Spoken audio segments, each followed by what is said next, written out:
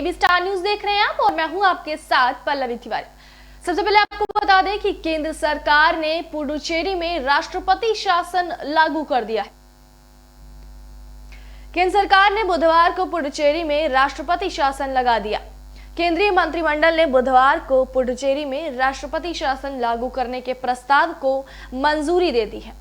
वहां अब राष्ट्रपति शासन के तहत ही विधानसभा चुनाव कराए जाएंगे और वहां अप्रैल मई में विधानसभा चुनाव कराए जाने हैं। इसी सप्ताह विश्वास मत प्रस्ताव पर मतदान से पहले मुख्यमंत्री नारायणसामी ने इस्तीफा दे दिया था और केंद्र शासित प्रदेश की कांग्रेस नीति सरकार गिर गई थी। इसके बाद वहां की उपराज्यपाल ने राष्ट्रपति शासन लगाने की सिफारिश केंद्र को भेजी। प्रधानमंत्री नरेंद्र मोदी के नेतृत्व में हुई केंद्र मंत्रिमंडल की बैठक में राष्ट्रपति शासन लगाने के प्रस्ताव को मंजूरी दी गई। मंत्रिमंडल की बैठक के बाद सूचना और प्रसारण मंत्री प्रकाश जावड़ेकर ने बताया कि पुडुचेरी में सत्तारूढ़ दल के कुछ विधायकों के पार्टी से अलग होने के बाद नारायणसामी नीति सरकार ने इस्तीफा दे दिया था। मुख्यमंत्री के इस्तीफा देने के बाद किसी ने भी सरकार गठन का दावा पेश नहीं किया। इसके बाद उपराज्यपाल ने पुडुचेरी में विधानसभा भंग करने की सिफारिश की। आपको बता दें कि पुडुचेरी के पूर्व मुख्यमंत्री भी नारायणसामी ने बुधवार को कहा कि आगामी विधानसभा चुनाव में मतदाताओं को भाजपा, एआईएनआरसी और अन्ना द्रमुक गठबंधन को समर्थन नहीं देना चाहिए, क्योंकि इन दलों को संघ शासित प्रदेश का तमिलनाडु में विलय करने में कोई हिचक नहीं होगी। नारायणसामी ने कहा कि यदि किसी प्रकार भाजपा नीति गठबंधन सत्ता में आ गया तो संघ शासित प्रदेश के रूप में पुडुचेरी की अलग पहचान समाप्त हो जाएगी और तमिलनाडु के साथ इसका विलय कर दिया जाएगा। नारायणसामी ने अपने कार्यकर्ताओं से कहा, भाजपा ने एआईएनआरसी और अन्ना द्रमुक के साथ मिलकर मेरी सरकार को अलोकतांत्रिक और अनैतिक तरीके से विलय किया है।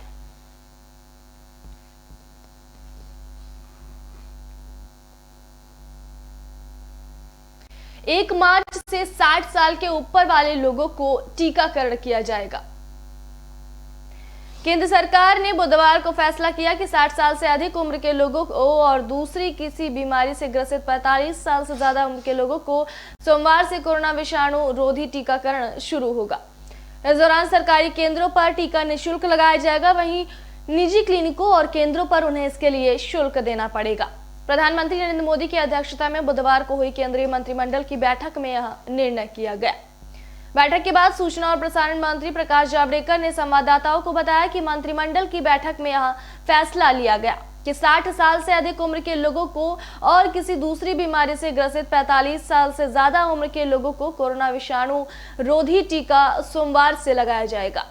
उन्होंने बताया कि इस श्रेणी में लोगों को 10,000 सरकारी केंद्रों पर निःशुल्क टीका लगाया जाएगा। वहीं आपको बता दें, केंद्र सरकार ने कोरोना विषाणु संक्रमण के बढ़ते मामलों के मद्देनजर स्थिति से निपटने में मदद के लिए महाराष्ट्र, केरल, छत्तीसगढ़, मध्य प्रदेश, गुजरात, पंजाब, कर्नाटक, तमिलनाडु, पश्चिम बंगाल और जम्मू कश्मीर में अपने उच्च स्तरीय दल भेजे हैं। आपको साथ ही में बता दें कि देश में एक दिन में कोरोना विषाणु संक्रमण के 13,782 नए मामले सामने आने के बाद संक्रमितों की कुल संख्या बढ़कर 1,10,30,176 हो गई है। मुख्तार को लेकर सुप्रीम कोर्ट में पंजाब और यूपी में भिड़ंत हो गई। उत्तर प्रदेश सरकार ने बुधवार को आरोप लगाया कि पंजाब सरकार बाहुबली विधायक मुख्तार अंसारी को बेशर्मी से संरक्षण दे रही है। न्यायमूर्ति अशोक भूषण और न्यायमूर्ति आर सुभाष रेड्डी के पीठ के समक्ष अंसारी को वापस उत्तर प्रदेश भेजने के मामले की याचिका पर सुनवाई हुई। राज्य सरकार की तरफ से महान्यायवादी तुषार मेहता ने अपनी दलीलें रखी तो मुख्तार की तरफ से मुकुल रोहतगी ने पक्ष रखा। इस दौरान रोहतगी ने मुख्तार अंसारी को छोटा आदमी बताते हुए कहा कि यूपी सरकार जानबूझकर उसे परेशान कर रही है।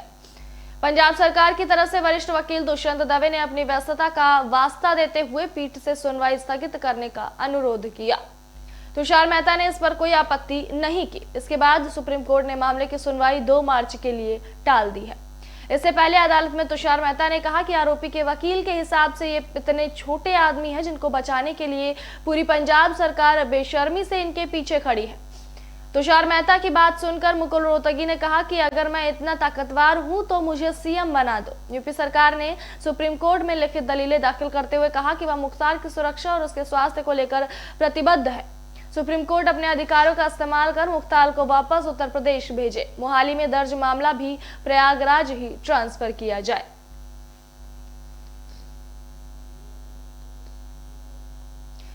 अनावश्यक यात्राओं में कमी लाने के लिए किराया बढ़ाया गया, ऐसा कहना है रेलवे मंत्रालय का।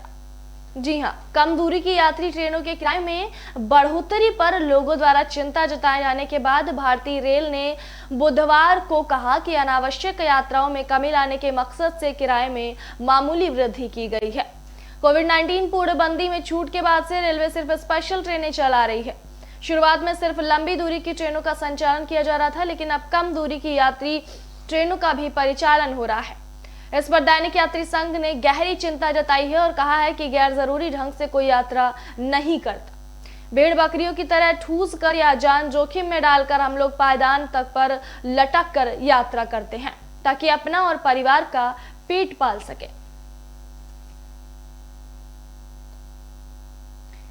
महाराष्ट्र में 4 महीने बाद 8,000 से ज्यादा मामले सामने आए हैं। महाराष्ट्र में कोरोना विषाणु संक्रमण के मामलों में बुधवार को भी बढ़ोतरी जारी रही और राज्य में करीब 4 महीने बाद 24 घंटे में संक्रमण के 8,807 नए मामले सामने आए। इससे राज्य में संक्रमितों की कुल संख्या बढ़कर 21,21,119 हो गई है। बुधवार को मुंबई में 1,167 नए मामले सामने आए। वहीं गुजरात में भी करीब 1 महीने बाद 380 कोरोना के मामले दर्ज किए गए हैं। मध्य प्रदेश में भी 22 जनवरी के बाद 346 मामले सामने आए। महाराष्ट्र स्वास्थ्य विभाग के मुताबिक बुधवार को 80 और मरीजों की मौत होने की जानकारी सामने आई, जिससे राज्य में मृतक संख्या बढ़कर 51,937 हो गई। सिविल सेवा परीक्षा में अतिरिक्त मौका देने के लिए सुप्रीम कोर्ट का इनकार।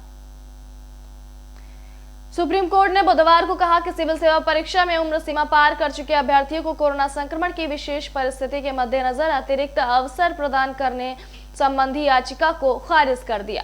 न्यायमूर्ति एम खानविलकर की अध्यक्षता वाले पीठ ने कहा कि जिनकी आयु सीमा पूरी हो चुकी है उन्हें सिविल सेवा देने का अवसर नहीं मिलेगा। अब निजी बैंक भी कर सकेंगे सरकारी लेन देन, बंदिशें हटी।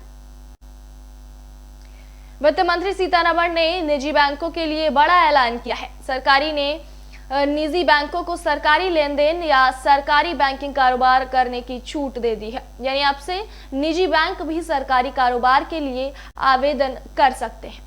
सीतारमण ने ट्वीट कर जानकारी दी कि अब से कर, पेंशन भुगतान आदि सरकारी लेन देन में निजी बैंक भी शामिल हो सकेंगे। इससे निजी बैंकों की शाख और कारोबार दोनों में बढ़ोतरी होगी। पहले निजी क्षेत्र के कुछ ही बैंकों के पास यह सुविधा थी, लेकिन अब से सभी बैंक इस सुविधा का फायदा उठा सकते हैं। वित्तीय सेवाएं विभाग की ओर से जारी प्रेस विज्ञप्ति में कहा गया है कि इससे निजी बैंकों का कारोबार बढ़ेगा और ग्राहकों को बेहतर सुविधाएं मिलेंगी।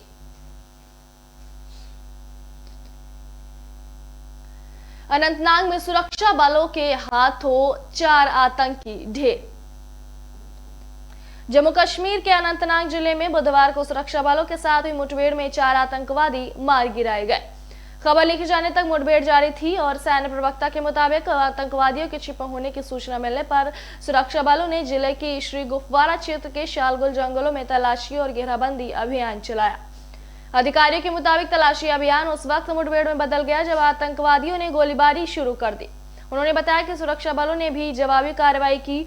खबर लिखे जाने तक 4 आतंकवादी मारे जा चुके थे। वहीं मुठभेड़ स्थल पर उनके और भी साथी छिपे हुए थे। सरकारी स्कूलों में 8वीं तक सामान्य परीक्षाएं नहीं होंगी। दिल्ली सरकार ने 8वीं कक्षा तक के छात्रों के आकलन के लिए बुधवार को सभी सरकारी स्कूलों को दिशा निर्देश जारी कर सामान्य परीक्षाएं लेने से मना कर दिया और उनके प्रोजेक्ट और असाइनमेंट के आधार पर परिणाम घोषित करने को कहा है। शिक्षा निदेशालय की ओर से जारी दिशा निर्देश और सरकार से सहायता प्राप्त स्कूलों के शिक्षण सत्र 2020-21 के लिए प्रभाव होगा। इस शिक्षण सत्र में कोविड-19 के कारण स्कूल लंबे समय तक बंद रहे और सारा पठन पाठन ऑनलाइन हुआ। शिक्षा निदेशालय ने भी यह स्पष्ट किया है कि वर्तमान में 8वीं कक्षा तक के लोगों को छात्रों को मूल्यांकन के बाद अगली कक्षा में प्रवेश दिया जाए।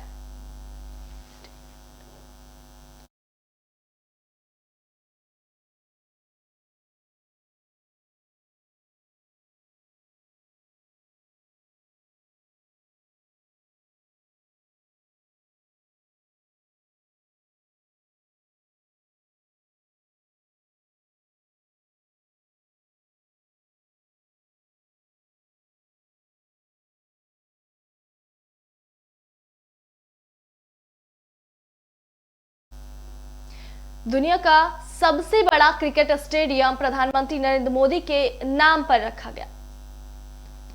राष्ट्रपति रामनाथ कोविंद ने बुधवार को दुनिया के सबसे बड़े और अत्याधुनिक क्रिकेट स्टेडियम का उद्घाटन किया, जिसका नाम अब सरदार पटेल स्टेडियम की बजाय देश के प्रधानमंत्री के नाम पर नरेंद्र मोदी स्टेडियम होगा। उन्होंने ही गुजरात के मुख्यमंत्री सह रहते इसकी संकल्पना की थी। इस स्टेडियम में 1,32,000 दर्शक बैठ सकते हैं। यहाँ भारत और इंग्लैंड के बीच दिन रात का तीसरा टेस्ट बुधवार से शुरू हुआ। राष्ट्रपति ने उद्घाटन के बाद अपने संबोधन में कहा कि इस स्टेडियम की परिकल्पना प्रधानमंत्री नरेंद्र मोदी की थी जब वे गुजरात के मुख्यमंत्री थे। ये उस समय गुजरात क्रिकेट संघ के अध्यक्ष थे। उन्होंने कहा कि यह स्टेडियम पर्यावरण के अनुकूल विकास का एक उदाहरण है। स्टेडियम के नामकरण की बात इसके उद्घाटन तक गुप्त रखी गई थी। कोविंद ने कहा कि यह भारत की शक्ति और आकांक्षाओं का प्रतिनिधित्व करता है। भारत को क्रिकेट का गढ़ कहा जाता है और इसीलिए दुनिया का सबसे बड़ा स्टेडियम हमारे देश में होना ही चाहिए। इससे भारत को नई पहचान मिलेगी। राष्ट्रपति ने गृह मंत्री अमित शाह और खेल मंत्री किरेन रिजिजू समेत कई विशिष्ट अतिथियों की मौजूदगी में स्टेडियम का उद्घाटन किया। अमित शाह ने उद्घाटन के बाद कहा, हमने इसका नामकरण देश के प्रधानमंत्री के नाम पर करने का फैसला किया है। यह मोदी जी का ड्रीम प्रोजेक्ट था। राष्ट्रपति ने स्टेडियम में खेल परिवार के निर्माण कार्य की शुरुआत के समारोह में भी भाग लिया। इसका नाम सरदार पटेल खेल परिसर होगा और इसमें फुटबॉल, हॉकी, बास्केटबॉल, कबड्डी, मुक्केबाजी जैसे खेलों की सुविधाएं होंगी। करीब 215 एकड़ की इस महत्वाकांक्षी परियोजना के तहत 20 स्टेडियम बनाए जाएंगे, जिसमें खिलाड़ियों और कोच के लिए रिहायशी सुविधा भी होगी। करीब 63 एकड़ से भी अधिक परिसर में फैले नरेंद्र मोदी स्टेडियम की दर्शक क्षमता 1,32,000 है और इस पर 800 करोड़ रुपए खर्च किए गए हैं। इससे पहले मेलबर्न क्रिकेट ग्राउंड सबसे बड़ा स्टेडियम था, जिसकी दर्शक क्षमता 90,000 है। यह ओलंपिक आकार के 32 फुटबॉल स्टेडियमों के बराबर का है। इस मैदान को 2015 में नवीनीकरण के लिए बंद कर दिया गया था। यह क्रिकेट के इतिहास के लिए कई गौरवशाली पलों का साक्षी रहा है। इसमें ऐसा ड्रेनेज सिस्टम लगाया गया है कि बारिश के बाद पानी निकालने के लिए सिर्फ 30 मिनट लगेंगे।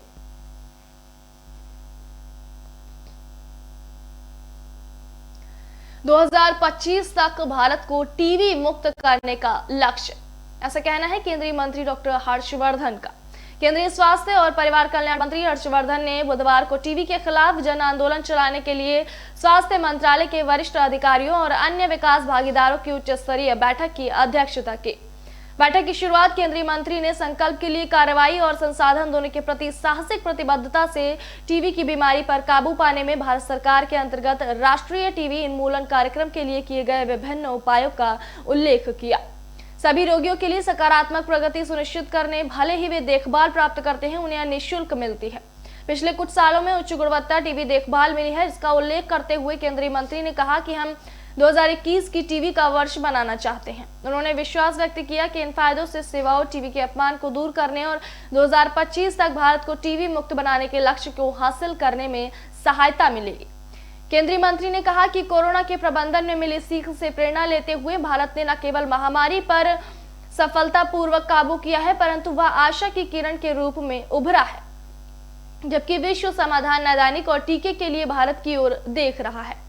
उन्होंने कहा कि महामारी ने एक बार फिर केंद्रित और मजबूत संदेश देने की भूमिका पर ध्यान केंद्रित किया है। इससे सही सूचना और समुचित व्यवहार तथा स्वच्छता की प्रक्रियाओं के बारे में जानकारी की ललक उत्पन्न की जा सकती है। इसी प्रकार टीबी लक्षणों पर राष्ट्रव्यापी संदेश रोग की सूचना के स्तर में वृद्धि कर सकते हैं और देश में टीबी के संक्रमण पर नियंत्रण से संबंधित एहतियाती व्यवहार पर जागरूकता विकसित कर सकते हैं। उन्होंने याद दिलाया कि दिल्ली के स्वास्थ्य मंत्री के नाते पोलियो के खिलाफ जागरूकता विकसित करने के लिए उठाए गए कदमों के तहत नजदीकी दवाई की दुकानों की भागीदारी रही थी।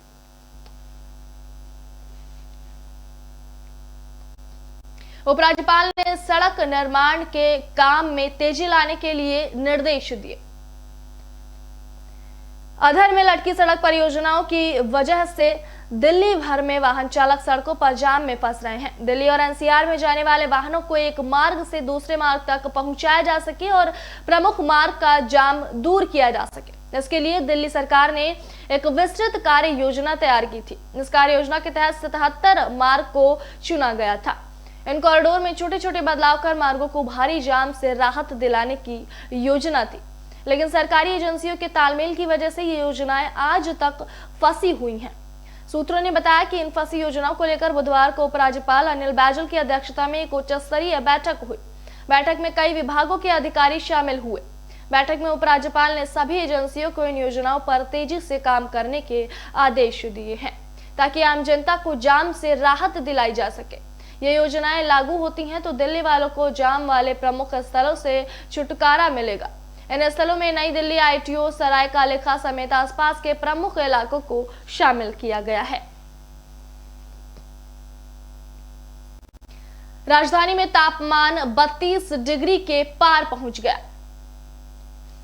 दिल्ली में तापमान हर दिन एक नए रिकॉर्ड की ओर बढ़ता जा रहा है। फरवरी के आखिर तक पारा सामान्य से 8 डिग्री ऊपर पहुंच सकता है। दिल्ली में तापमान में पिछले 5 दिनों से बढ़ोतरी हो रही है। आपको बता दें कि 19 फरवरी को अधिकतम तापमान जहां 26.8 डिग्री सेल्सियस दर्ज किया गया था, वहीं 24 फरवरी तक आते आते इसमें 6 डिग्री की वृद्धि हुई और यह 32.5 डिग्री सेल्सियस दर्ज किया गया। यानी कि 23 फरवरी दिल्ली के सफदरगंज में दर्ज किया गया। यह तापमान सामान्य से 7 डिग्री तक अधिक है। इससे पहले दिल्ली में इस साल तापमान 30 डिग्री के पार 10 फरवरी को गया था। राष्ट्रीय राजधानी में 31 डिग्री से ऊपर लगभग 112 दिनों के बाद पहुंचा है।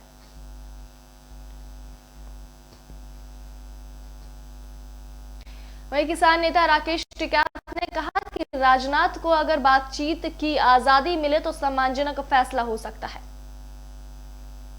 भारतीय किसान यूनियन के राष्ट्रीय अध्यक्ष नरेश टिकैत ने कहा कि सरकार अगर रक्षा मंत्री राजनाथ सिंह को कृषि कानूनों के खिलाफ आंदोलन कर रहे किसानों से बातचीत करने की आजादी दे तो सम्मानजनक फैसला हो जाएगा। टिकैत ने हैदरगढ़ रोड स्थित हरख ब्लॉक चौराहे पर किसान महापंचायत को संबोधित करते हुए आरोप लगाया कि रक्षा मंत्री राजनाथ सिंह को सरकार ने पिंजरे का तोता बना दिया है। टिकैत ने कहा, सरकार राजनाथ सिंह को बात करने की आजादी दे तो हमारी गारंटी है कि फैसला हो जाएगा और भाजपा की भी साख बची रहेगी। उन्होंने कहा, किसान राजनाथ सिंह का सम्मान करते हैं लेकिन सरकार उन्हें मौका नहीं दे रही। यह सरकार जिद्दी है। सरकार को किसानों की बात सुननी चाहिए और अपना रवैया बदलना चाहिए।